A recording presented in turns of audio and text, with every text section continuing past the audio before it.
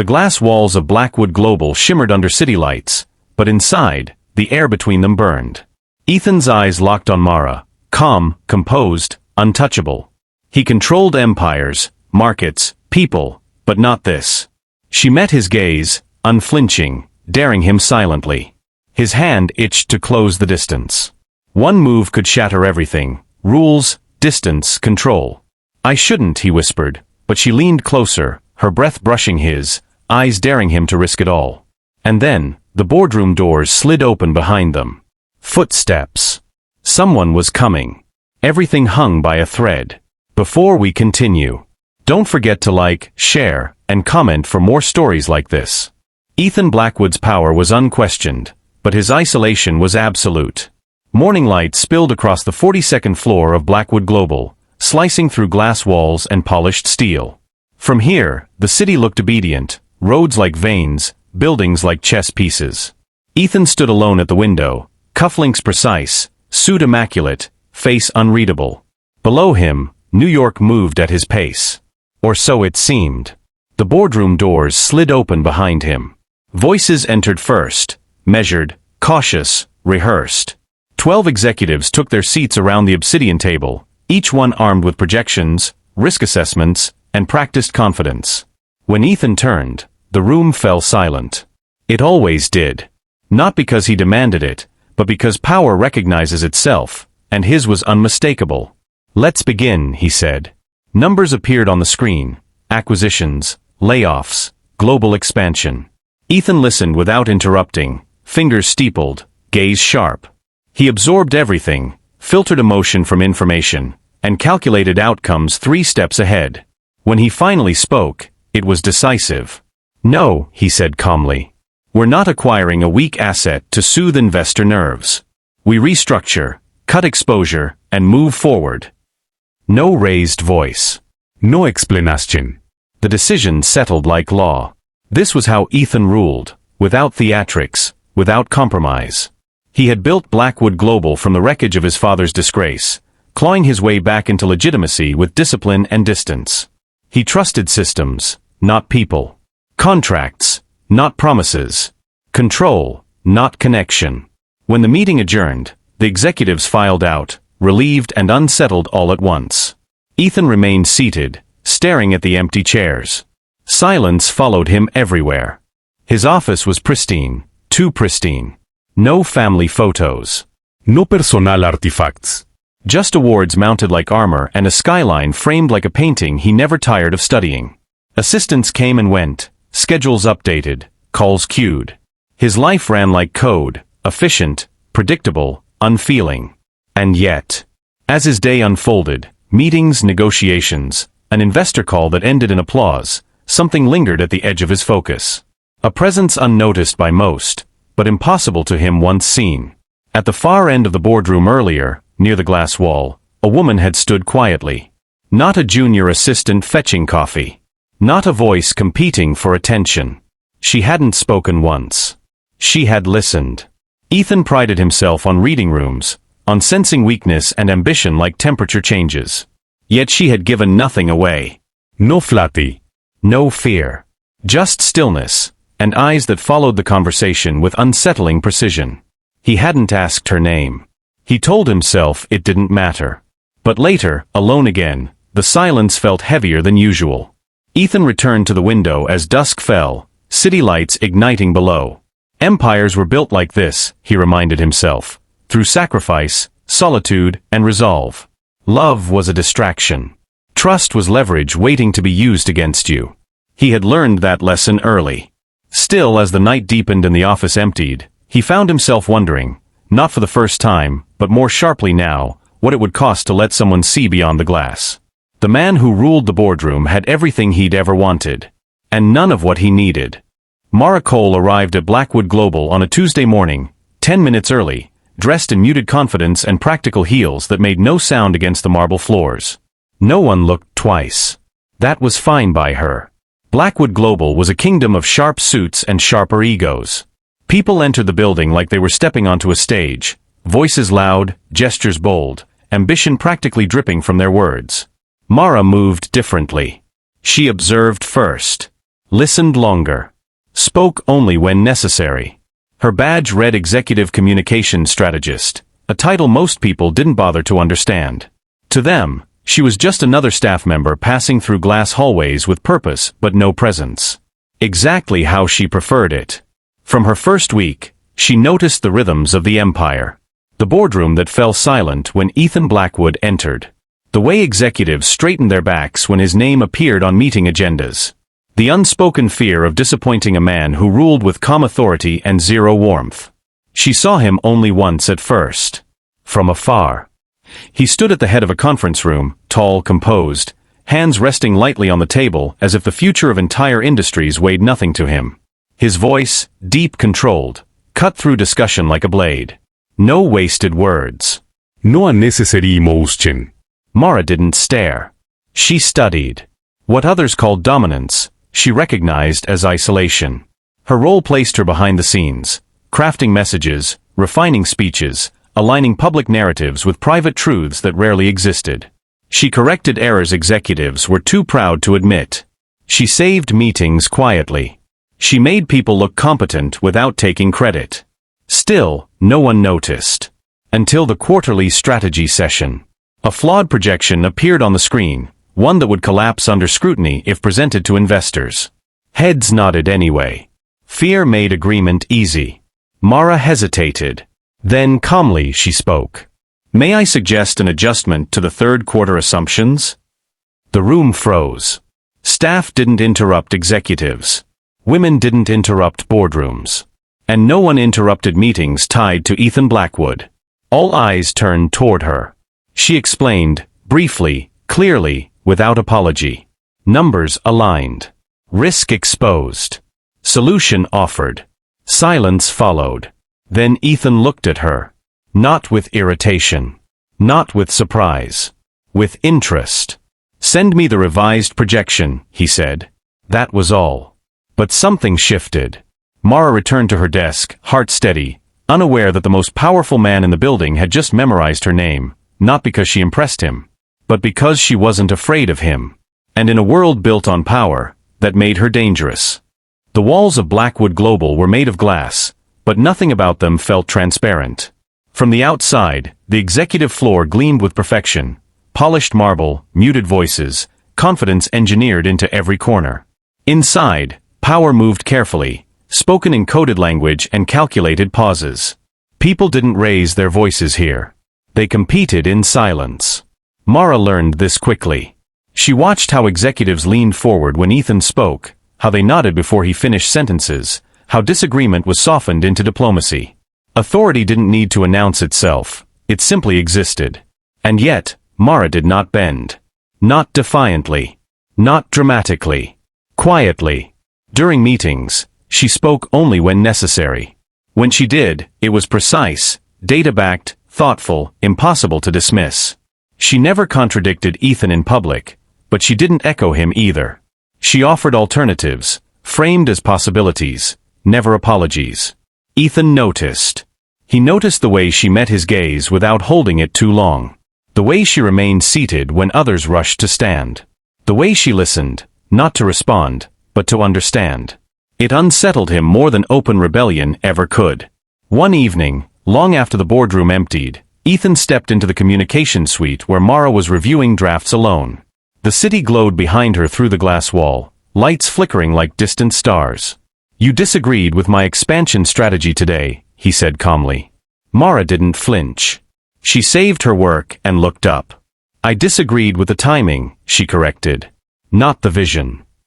Most people would have softened their tone. She didn't. Ethan studied her, searching for nerves, ambition, fear. He found none. Instead, there was composure, earned, not practiced. Careful, he said quietly. People don't last long here by challenging me. Mara met his eyes, her voice steady. Then it's a good thing I'm not challenging you. I'm protecting the company. Silence stretched between them, not uncomfortable, but charged. For the first time in years, Ethan felt something unfamiliar rise beneath his control. Respect. And beneath that, something far more dangerous. Interest. As he walked back to his office, Ethan realized the truth he hadn't been ready to admit. The glass walls he'd built to keep people out were starting to feel thin. And Mara Cole wasn't trying to break them. She was simply standing on the other side, unafraid. The building was never meant to be quiet. Blackwood Global lived on movement, elevators humming, keyboards clicking, voices cutting through glass corridors like sharp decisions. But after midnight, the headquarters changed. The city lights outside softened, reflections stretching across the windows like unanswered questions. Ethan stood by the floor-to-ceiling glass, jacket discarded, tie loosened. The day's victory, a hard-fought acquisition, should have felt satisfying. Instead, it sat heavy in his chest. Behind him, Mara worked. No heels. No rushed steps. Just the steady tap of her fingers against the tablet as she reviewed final drafts, catching what exhaustion made others miss. She had stayed without being asked. She always did. "You don't have to finish that tonight," Ethan said, not turning around. "I know," she replied. "But it'll bother me if I don't." That answer lingered longer than it should have. They worked in silence after that, not awkward, not strained. Comfortable. Dangerous. Ethan noticed things he shouldn't have, the faint crease between her brows when she concentrated, the way she tucked her hair behind her ear when rereading a sentence, the calm certainty she carried like armor. She noticed him too, the way his shoulders finally relaxed when the office emptied, how the man beneath the title surfaced only when no one was watching. At one point, she looked up and caught him staring. Neither spoke. The air between them shifted, subtle, undeniable. Not desire screaming for attention, but something quieter. Heavier. The kind that asked for patience and restraint. "This is where it gets complicated," Mara said softly, breaking the moment. Ethan exhaled. "It already is." Their eyes met, and in that look lived everything they refused to say, attraction tempered by professionalism, curiosity restrained by consequence, loneliness mirrored back at one another. He could cross the distance between them in 3 steps. He didn't. She could leave, end the tension, return things to safety. She didn't. Instead they stood there, two people surrounded by power and glass, choosing silence because speaking might change everything. When Mara finally gathered her things, she paused at the door. "Good night, Ethan." Not Mr. Blackwood. Just his name. And for the first time in years, he lay awake later, realizing the most dangerous thing in his empire wasn't risk or rivals. It was restraint. Ethan Blackwood had built his empire on one unshakable belief. Control was strength. Control over numbers. Control over people. Control over outcomes. In the boardroom, his word ended debates. Markets bent. Executives obeyed. Entire industries shifted because Ethan Blackwood decided they should. Yet lately, control had begun slipping, not in obvious ways, not in figures or forecasts, but in quieter moments that unsettled him more than any hostile takeover ever had. It started with hesitation. He found himself pausing before speaking, glancing toward Mara without meaning to. Waiting, for her nod, her stillness, her subtle shake of the head. Her presence had become a compass he never asked for, but now relied on. And that frightened him. During a high-stakes negotiation with foreign investors, Ethan cut the meeting short, something he had never done before. The board stared at him, stunned. He blamed fatigue. Strategy. Timing. The truth was simpler. Mara had been silent the entire meeting, her eyes distant. Not disengaged, concerned. He knew the look now. Later that night, he called her into his office. "You disagreed," he said calmly. "I didn't speak," she replied. "Exactly." Mara met his gaze, unflinching. Power doesn't always need volume, Ethan. Sometimes it just needs listening. No one had ever spoken to him like that. Not without fear. Not without ambition hidden behind courage. Something inside him shifted, an old instinct pushing him to reassert dominance, to remind her who he was. But he didn't. Instead, he leaned back in his chair, fingers tightening around the armrest. For the first time, control felt hollow. He realized then that his authority had never been tested by competitors or critics. It was being tested by emotion. By the fact that Mara Cole did not bend to him. And worse. That he didn't want her to. That night, alone in his penthouse overlooking a city he owned but never felt part of, Ethan admitted a truth that stripped him bare. He could command a room of 100 people. But he could not command his own heart. And for the first time in his life, power no longer felt like safety. It felt like a wall. And Mara was standing on the other side of it. The office hummed with quiet efficiency by day, but by night, whispers grew like shadows stretching across the marble floors. Mara could feel it. Her colleagues' eyes lingered a fraction too long, their hushed conversations cutting just short of clarity. Rumors had a way of feeding themselves, and in a building ruled by suits and power, truth was always secondary to perception. Ethan noticed it too. Meetings felt tighter. Board members' glances carried an edge, as though every gesture Mara made reflected on him personally. For the first time, his iron control felt porous. He had always been untouchable, untangled by office politics, but Mara's presence, her quiet competence, had created a ripple he couldn't smooth away. When a senior executive approached him with thinly veiled concern, Ethan's jaw tightened. "They think, what exactly?" he asked. "They're talking, sir," the man replied, eyes lowered. "About you and Mara. About the way things look after hours, the way you interact." Ethan's lips pressed into a thin line. Rumors were nothing new, but this wasn't about strategy or market numbers. This was personal. And suddenly, personal felt dangerous. Mara sensed the shift too. She avoided the break room during lunch, kept her office door closed, and yet, every stolen glance, every shared silence with Ethan was now amplified in the minds of others. The walls of the empire, glass and steel, felt suddenly fragile. In the end, neither spoke of it. Rumors thrived on what wasn't said, and both Ethan and Mara understood the unwritten rule: keep your distance, or the world will write your story for you. But the distance they tried to maintain only made the tension thicker, heavier, and impossible to ignore. Ethan stared at the city skyline from his corner office, the lights of Manhattan shimmering like distant promises.